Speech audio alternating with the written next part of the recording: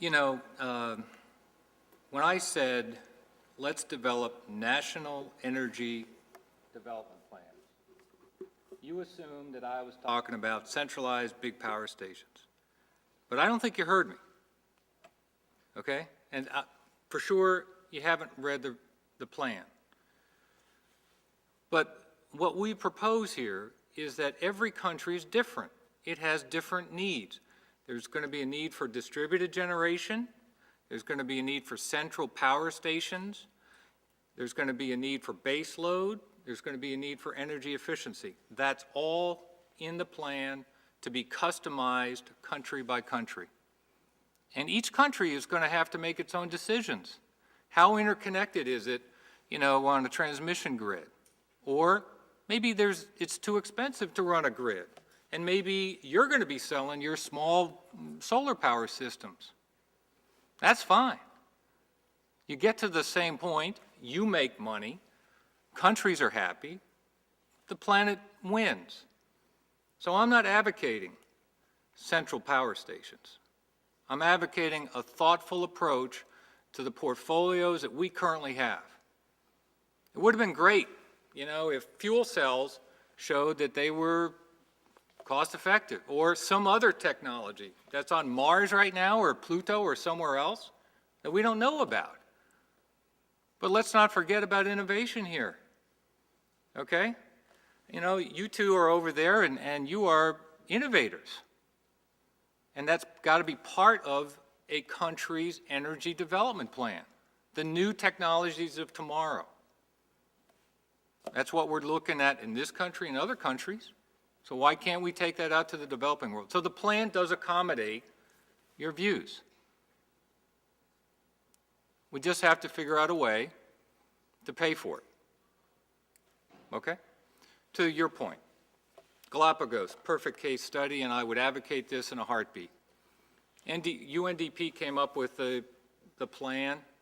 They were out there before we got there, and we're explaining to the islanders what renewable energy was.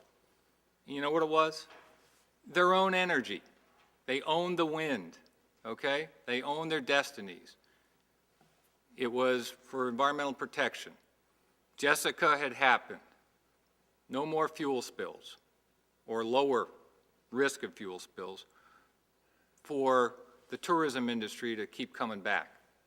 So, yes, NGOs have a huge role. But I would tell you that we gained some other insights. If you don't have a champion in the country or in the local community that says, this is the way we ought to do this, let's get behind it, it's really going to be hard. Louis Ventimiglia, former regulator of the power sector down there, was a consultant for UNDP. He came over to our team. People love him.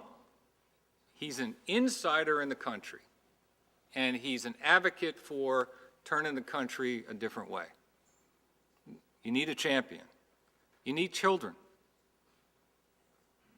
We developed the wind, and you know, as I mentioned, two hills were no good for wind turbines because of the birds, so we're on this third hill, okay? Maybe some more wind turbines could be developed, I don't know. But we also engaged the children with solar panels and energy efficiency tools, a meter to take into their parents' houses. And to say, Mom and Dad, you know, you're wasting this wind energy. This is our energy.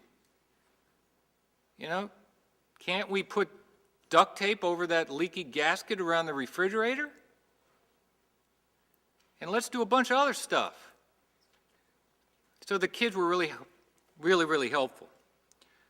The third thing, and I said this last night, and I'll say it here again, you just gotta, you know, share the success. The media is so important. Louis Ventimiglia, as we were developing this thing, was working with the mayor of the local community, the national government media, the UN media, and we were talking about our project all the time.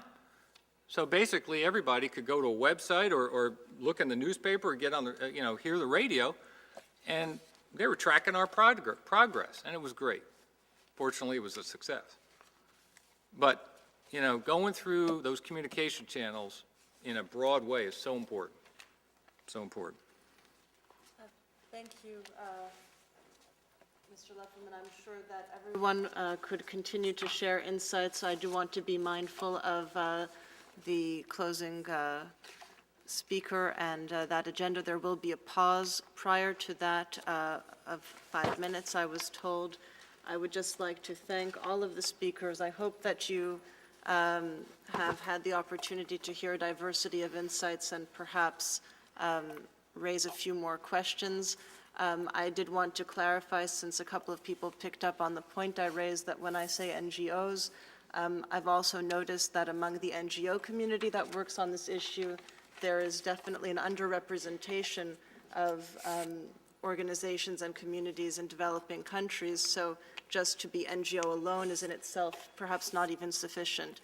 And on the UN side, where the education and outreach aspect might be undertaken, ensuring that there's also a diversity of views influencing those strategies would be vital. Thank you all for your time, and to the organizers for inviting me to chair this session. I wish you a successful conclusion. Thank you all.